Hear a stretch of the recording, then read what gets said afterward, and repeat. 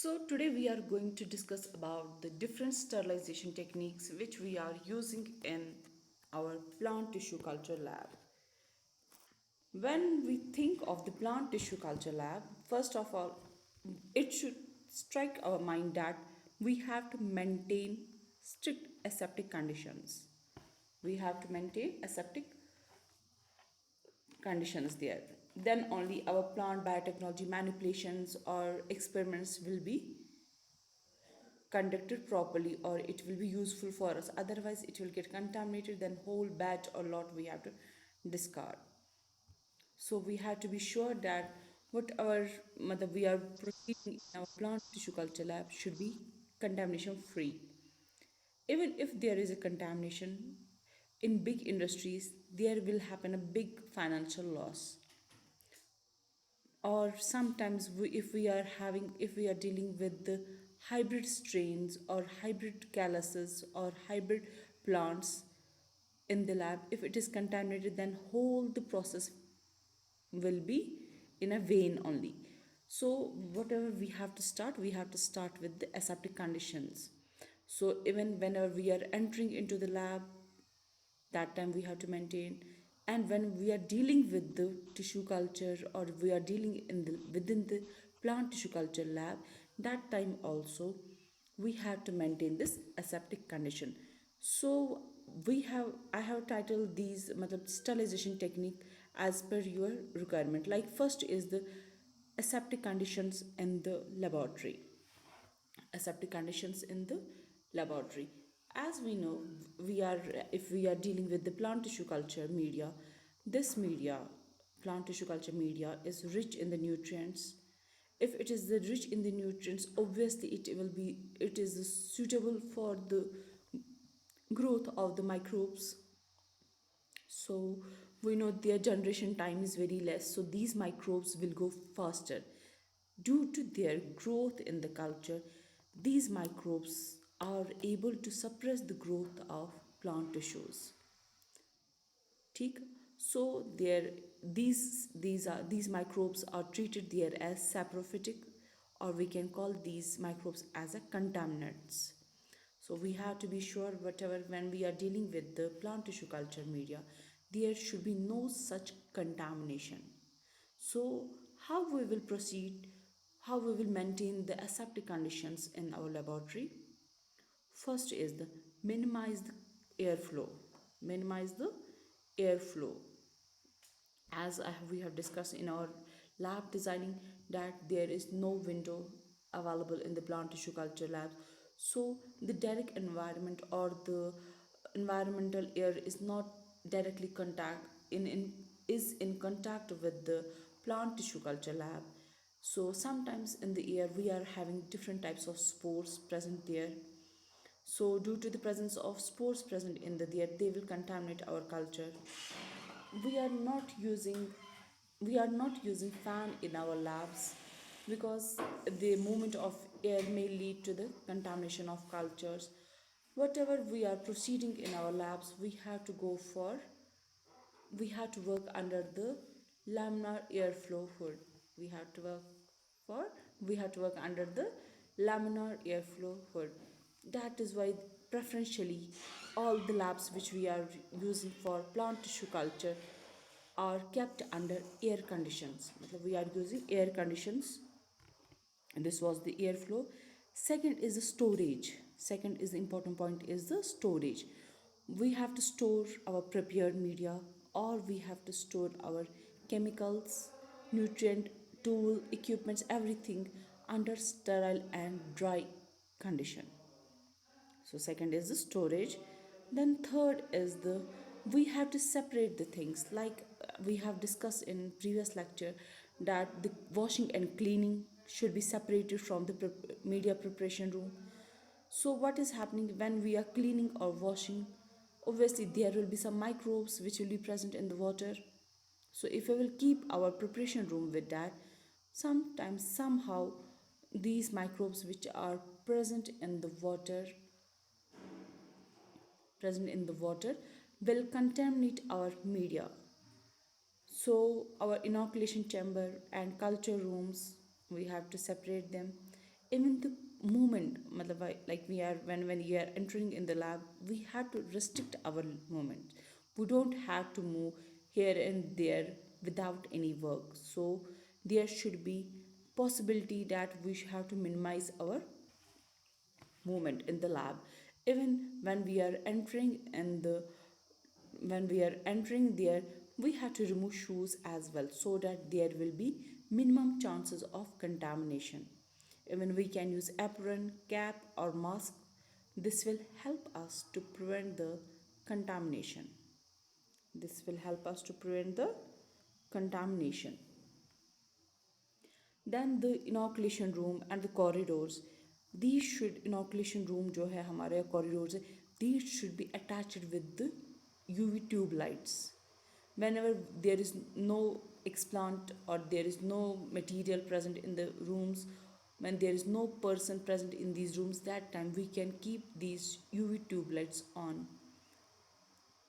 Even in like even plant biotechnology, the main corridor is also attached with the UV light, so that when we are leaving the lab, we can keep this UV light open for whole night, so that if there is any contaminant, that will get destroyed up. Then the second is the tool and the media. So we have to, whatever the tool and the media which we are using for plant tissue culture lab should be obviously sterile, free of microbes. So but the tool and media we are using, we can use different techniques to get, we can use different techniques to sterilize these tools and media. And the living material like explant which we are using for manipulations, we can use different technique for that explant. Means tools and media can be sterilized by one technique, but for living material, for plant material, we have to use different sterilization procedures. Like we are having many, we know that we are having many disposable, we are having many disposable like or use and through material available which are already pre-sterilized. This pre-sterilization is mostly carried by the gamma radiation. This pre-sterilization is mostly carried by the gamma radiation. We are having, like you might have seen in your labs while working, we are having pre-sterilized petri plates, test tubes or posture pipettes, like that only. So after one use, we have to throw these, discard these pre-sterilized or disposable things. So when we are when we are proceeding for the sterilization of tools and media, three different sterilization techniques are applicable there. First is the dry heat, second is the wet heat, and third is the filter sterilization. Again, I will repeat: dry heat, wet heat, and filter sterilization. So for dry heat, where we can use dry heat? We can use dry heat for our glasswares, metal tools, and on those articles or utensils which are not getting charged by high temperature, जो neutral रहेंगे, जिस पे कोई oxidation reaction नहीं होगी. What we do, we wash our glasswares, wrap with the newspaper or with the aluminium foil. After wrapping, we will place this in the dry oven. We will place this in the dry oven for at least 3 hours, 3 to 6 hours at temperature 140 to 160 degrees centigrade. So for dry heat sterilization, what we have to do, we will take our glasswares, anything whatever we have to sterilize, we will wrap these with the newspaper or with the aluminium foil. Then we will keep our things in the hot air oven for 3 to 6 hours at temperature 140 to 160 degrees centigrade. Now second is the wet sterilization technique. Second is the wet sterilization technique. As we are all familiar with the autoclave, so autoclaving sterilization is also called as wet sterilization technique. What we do, we keep we keep our glasswares material or media, prepared media, in a vertical position on the net of the autoclave. Then we keep this, then we have to raise our temperature and the pressure, and temperature we have to raise up to 121 degrees centigrade. for pressure psi, and we have to maintain 121 plus 15 psi for 20 minutes. Again, I will repeat. For articulating, what we have to do, we have to raise temperature and pressure, and temperature up to the 121 degrees centigrade and pressure is 15 psi. We have to maintain this temperature and pressure for at least 15 to 20 minutes. 15 to 20 minutes, so that the if there is any contaminant present in the media or on the walls of the glassware, it should get eradicated. Nowadays, we are having modern autoclave where we are able to keep pressure up to 25 psi, where we are able to increase our pressure up to 25 psi and temperature 132 degree centigrade and temperature 132 degree centigrade. But autoclave is having one relationship, the amount of the media to be sterilized and the duration of the autoclaving. If we are having large quantity of media, then we have to increase the duration of autoclaving.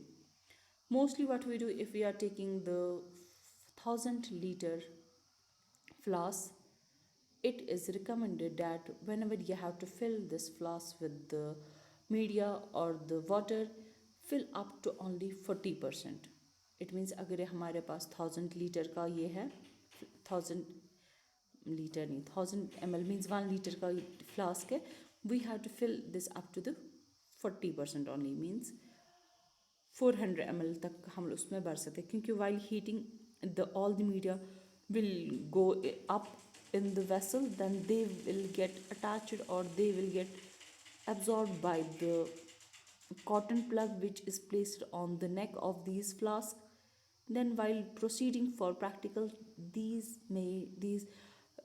media, these cotton plug which are having media will contaminate our rest of the media, so we have to be very specific while filling our glasswares.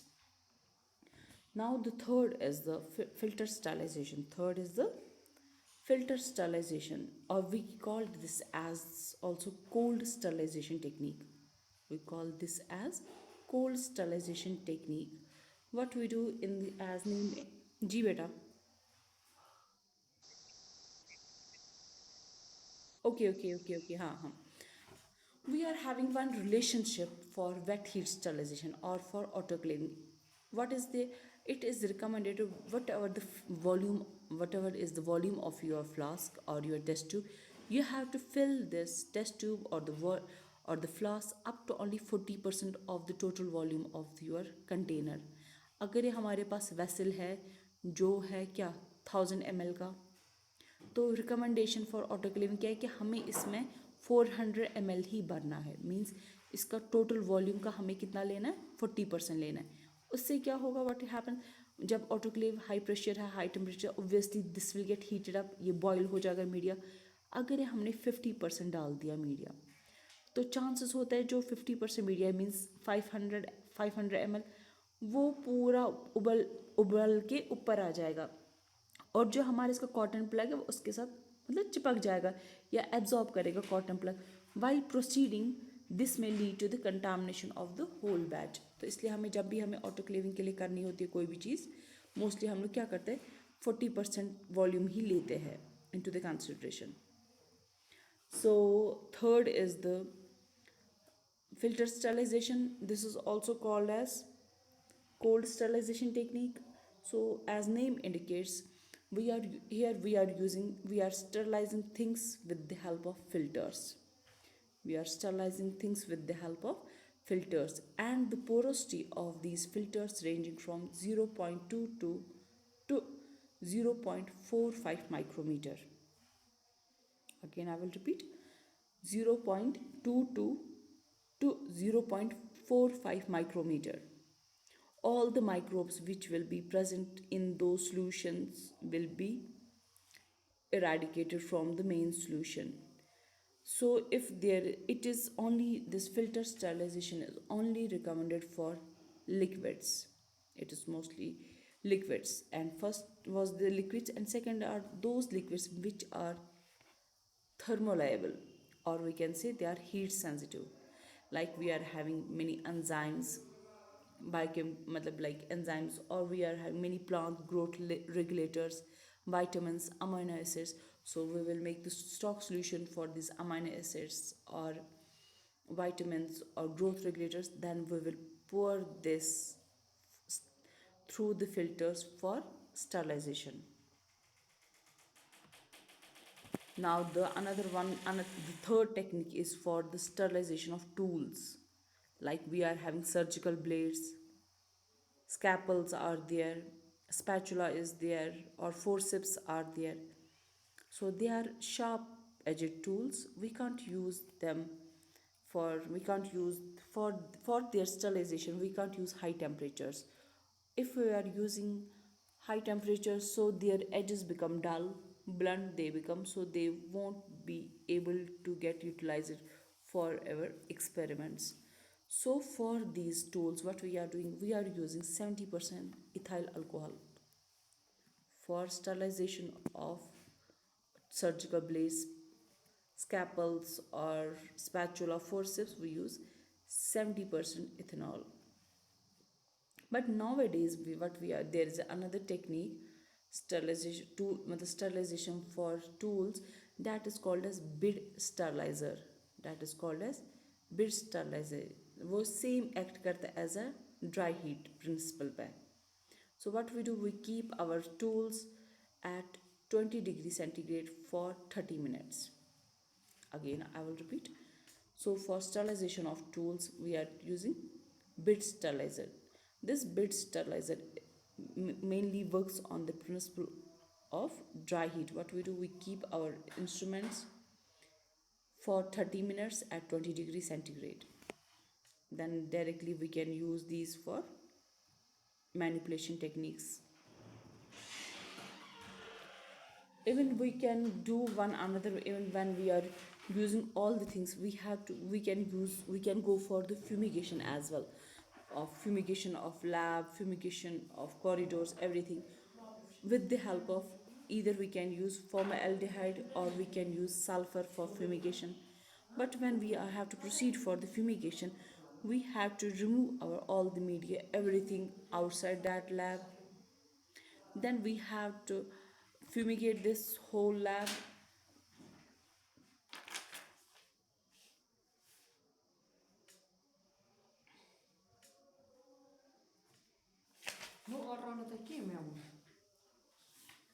Then we have to clog this door for 3 to 4 days. Then we have to lock the place for 3 to 4 days.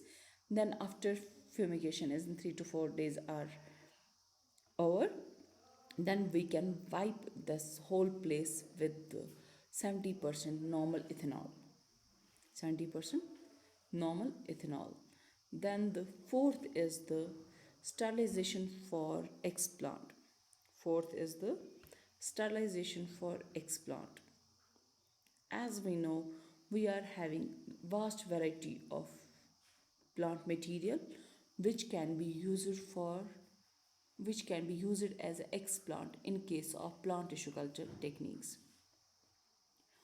So we are having n number of list of solutions which are used for sterilization of these explant. Like we are having sodium hypochlorite, calcium chloride, silver nitrate is there, mercury chloride, hydrogen peroxide, even ethanol as well. But their concentration, the concentration of the solution, the type of the solution, and the duration of exposure of our explant to now the duration of our explant to these solutions vary. Why it varies? As explant varies, depends on the nature of the explant. These solutions can be taken as per given or as per done already, as per like what I will say, as per experiments carried by different plant researchers. Like for normally what we do, we use 1 to 4% solution of sodium hypochlorite, or we collectively called this as a commercial bleach. Or we can use 7% saturated solution of calcium hypochlorite. We can use for sodium hypochlorite, we can use 1 to 4%. For calcium hypochlorite, we can use 7%. And bromine water we can use for surface sterilization, that is in the concentration of 1%. 70% we can use ethyl alcohol. For mercury chloride, because this we don't use mostly mercury chloride because these have toxic effect on the plant material, but some researchers have said that the surface sterilization were carried by the mercury chloride, and this mercury chloride is carried within the range of 0.1 to 0.2%. Again, I will repeat, mercury chloride in the concentration of 0.1 to 0.2%. Then if we are using hydrogen peroxide, this hydrogen peroxide can be used with in the concentration of 10%. And for silver nitrate we can use 1%. And for silver nitrate we can use 1%. It has been recommended whenever you are going for the surface sterilization of explant, use liquid detergents. Use liquid detergents like we are having Tween 20, Tween 80 or T-Pol. Add one drop of these liquid detergents in our solution, then mostly we will be able to get the explant completely contamination free. So this was all about your what I will say, this was all about your sterilization